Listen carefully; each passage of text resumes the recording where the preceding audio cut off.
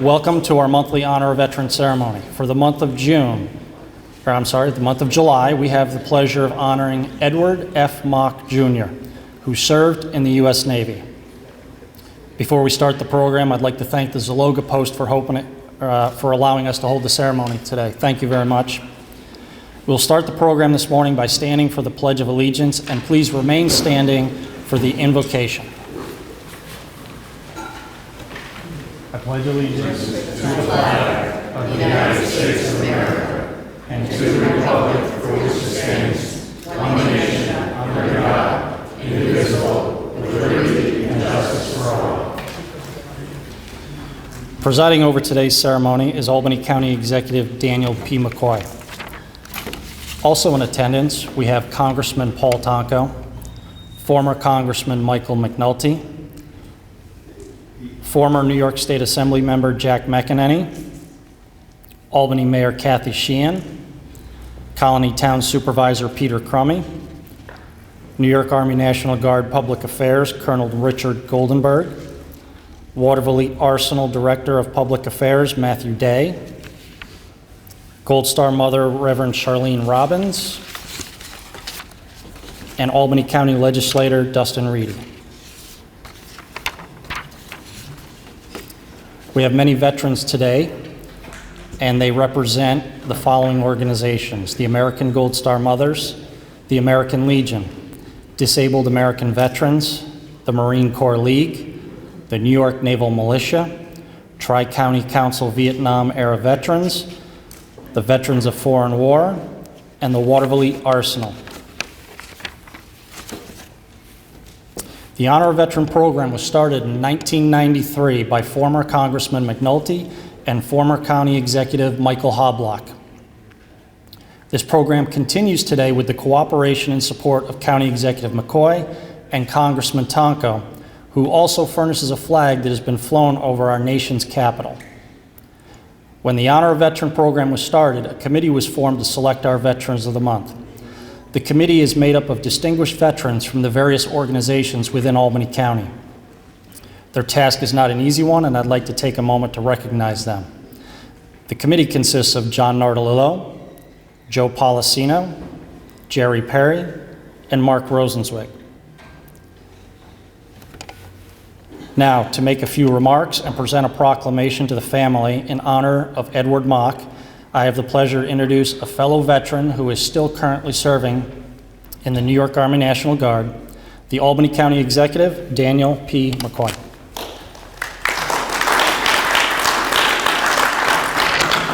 Is that better, Dave? Just checking. Figure you couldn't figure out the air conditioning, but that's okay.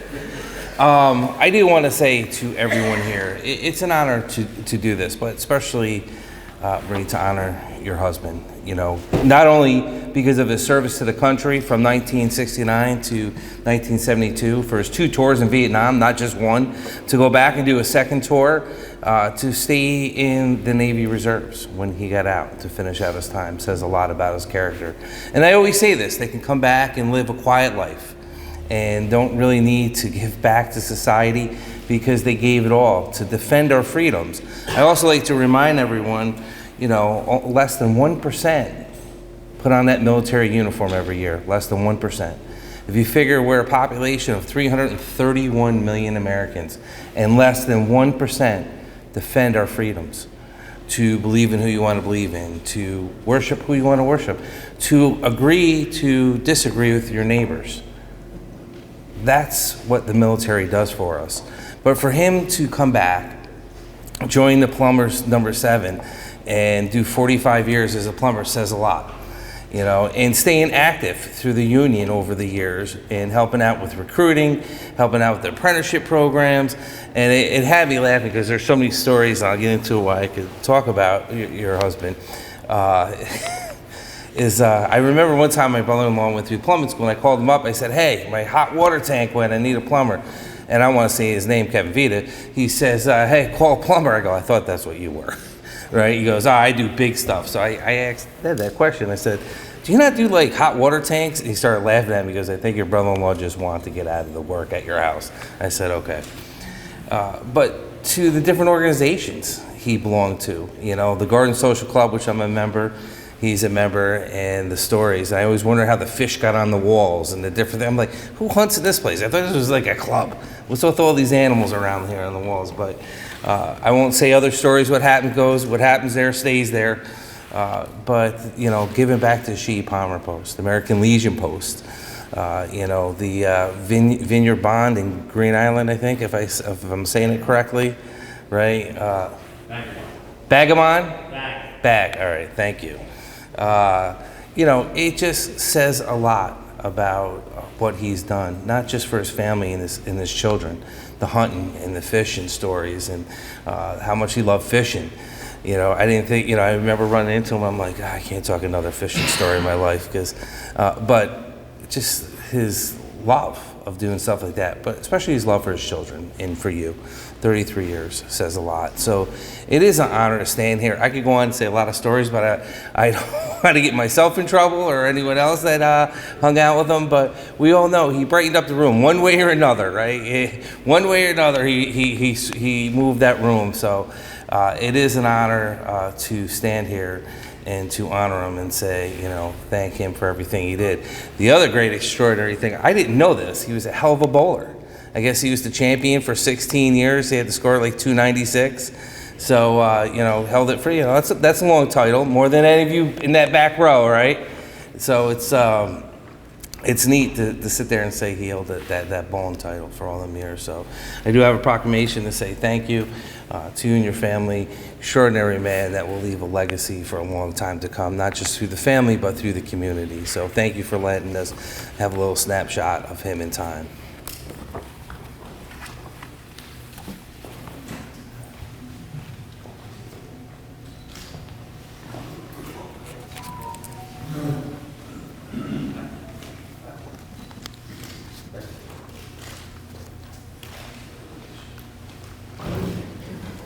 Congressman Paul Tonka.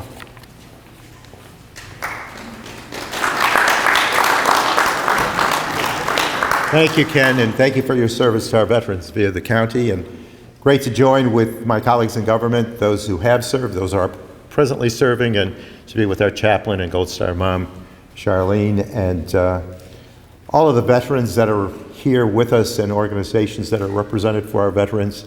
I know that the person we honor today was active with the VFW and with this post of the American Legion, and to join with the selection committee too, whose task is an awesome one to go forward and make certain that they find those individuals that we say thank you to with this ceremony each and every month. And thank you, Congressman McNulty. Thank you, Mike, for planting the seed for this awesome tribute that is done routinely.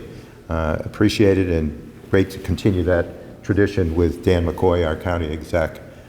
Marie, it was a pleasure chatting with you about your husband and knowing that he was so devoted through the Navy to this nation, and having served on the USS Jason, as you said, 3 years, two tours.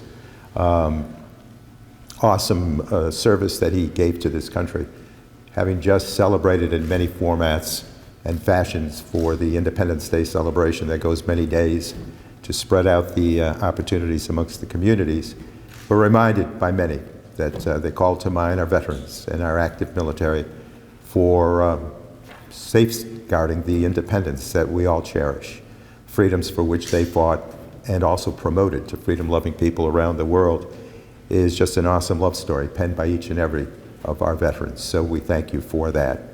He served at a time that we all know was not popular to be in the military, and unfortunately, many did not get that welcome home, that respect that they earned and deserved. But we say welcome home again to all of our Vietnam-era vets, because we have learned by that painful situation to be there in devotion to the men and women who serve this nation in uniform.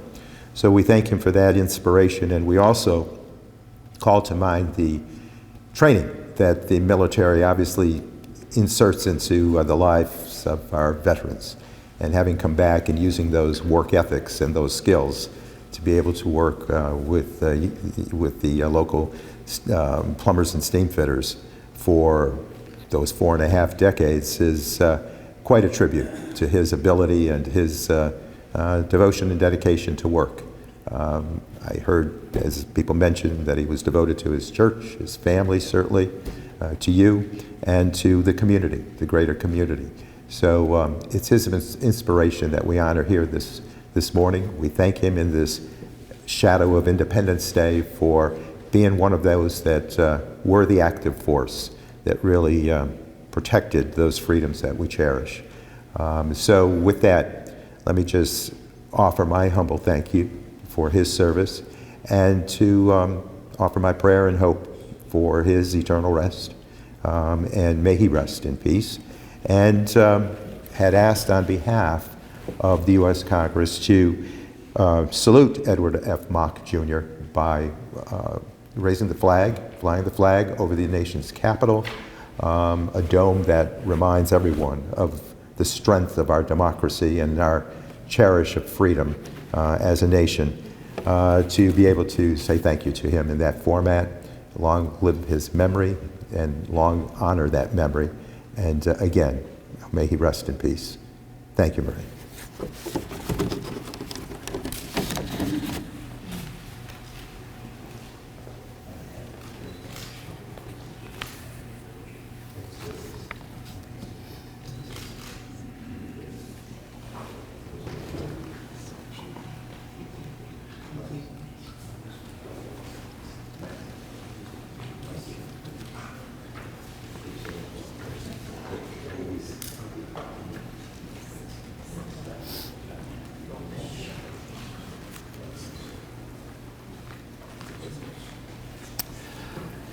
Our next presenter, I owe an apology to. I missed him on the introductions.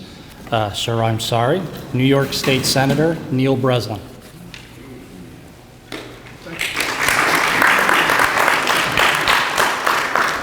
Thank you very much.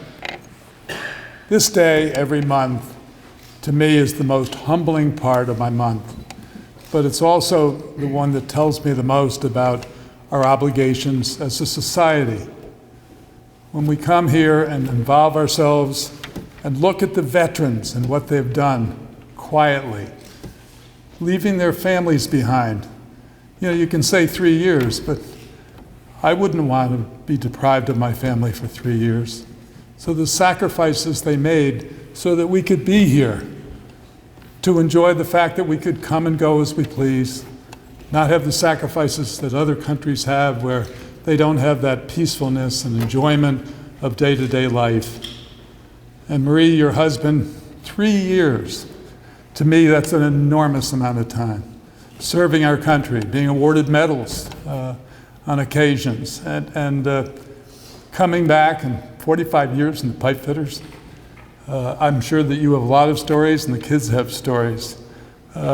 More stories than we'd want to know here, right? Is that right? So, thank you for your service, Marie, and allowing your husband to spend those 3 years, and to the families that missed him for 3 years. So I know that I have a brother who at that same time was in Vietnam, and I know there was a gap in our lives. For me, a brother, that I missed the companionship of a brother.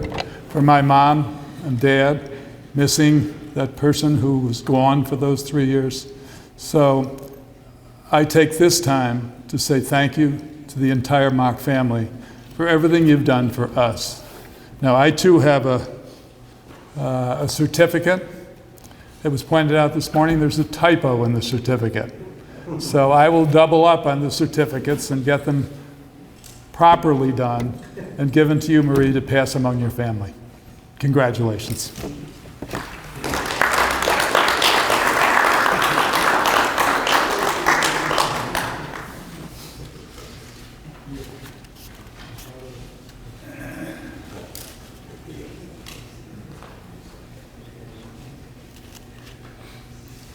Albany Mayor Kathy Sheehan.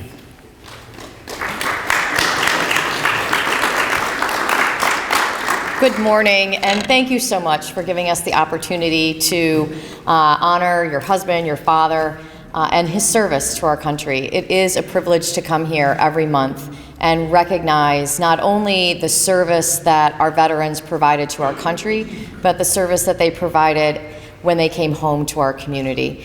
And looking at the photos and the fish, he caught a lot of fish. The fish might not have been as happy about the fact that he had the time to do that, but he certainly lived a very full life, and we are a better community for it and because of it. I think about his pride and his union. It reminds me, my grandfather was a steam fitter, and my dad would say that he would proudly wear his union pin on his suit every Sunday at church. And so, that pride of work is really important, and it is something that is passed down to the family. And so it is through the generations that we are going to continue to experience the tremendous impact that Edward has had on our city, on our community, and on our country. And I have a proclamation here as well, declaring today Edward F. Mock Day in the city of Albany. And again, I want to thank you for allowing us to honor him. I have to tell you that I'm quite humbled to be here this morning with the Mock family and to celebrate Ed and what he did for our community. And on behalf of our great town, we're happy to recognize a great man, Edward Mock, and thank you very much for having me here today. Thank you.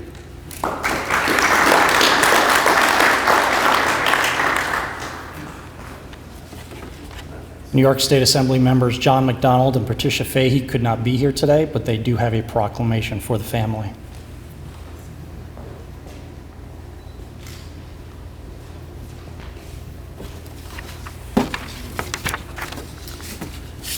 At this time, I believe it's Richard who will speak on behalf of the family.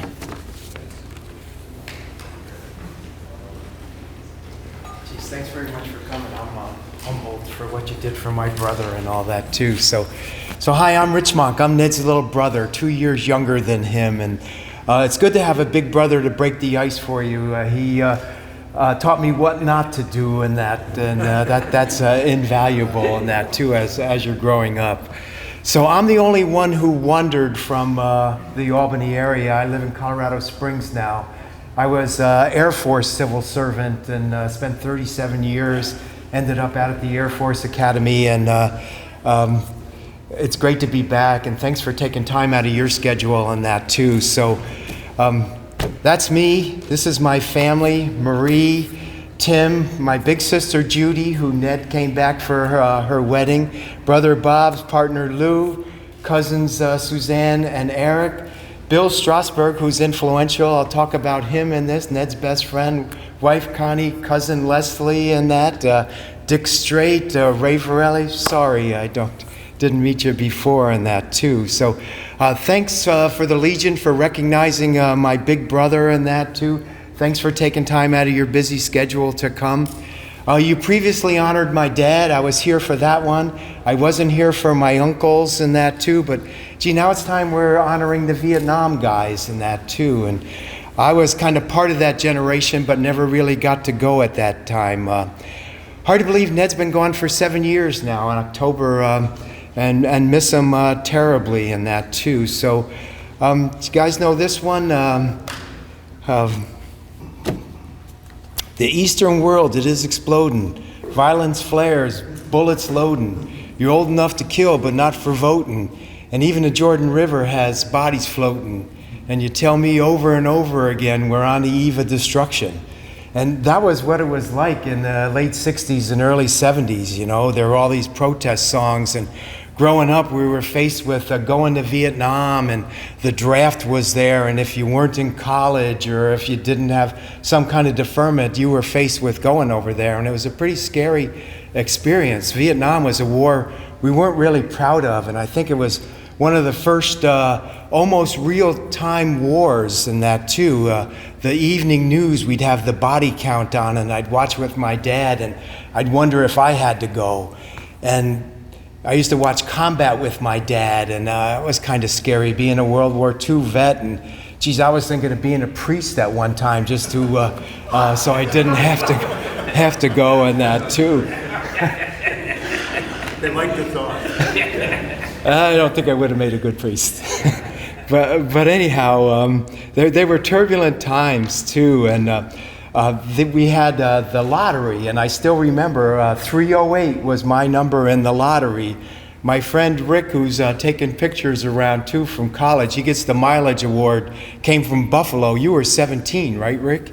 And we were in college, so we wanted to stay in college, keep your grades up so you didn't get out and get drafted. Fortunately, the draft was over at that time, and we didn't get picked up, and ended up serving the Air Force for 37 years and never thinking backwards about it at all too. The mission, the technology, the people in the Air Force, was really a great experience for me.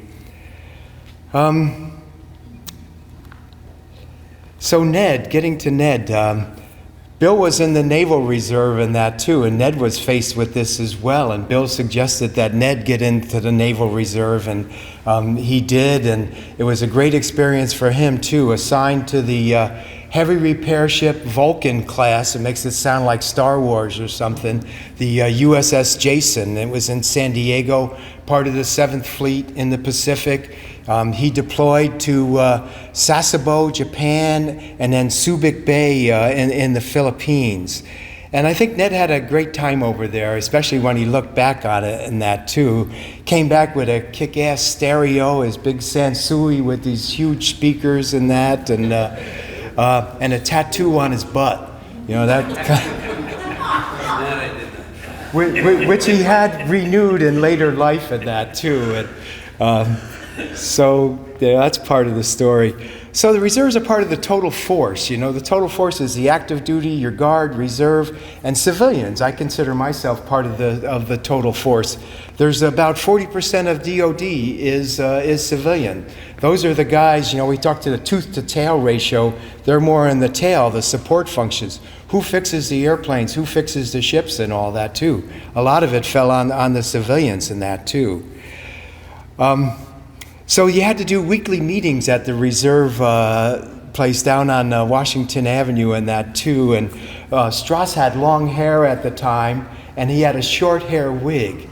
So I thought that was kind of odd, but it was kind of the sign of the times in that, you got to be a hippie, but you got to be Air Force 3510 when you went to your meetings in that too. So usually people get the long hair wigs in that too. But thanks for letting me share that, Strauss. That's kind of fun. So Ned made it back for Jude's wedding. There's a picture of him in uniform over there, several of him, and a little bit pictures after the wedding and that too. And we're holding Ned up in that too. And I think I was in a similar state after that too. So that was fun. So when Ned came back, I think he was a changed man.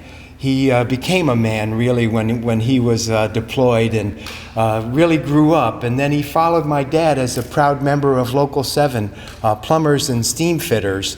Oh, Ned's job when he was in the Army was a ship fitter, 3rd class.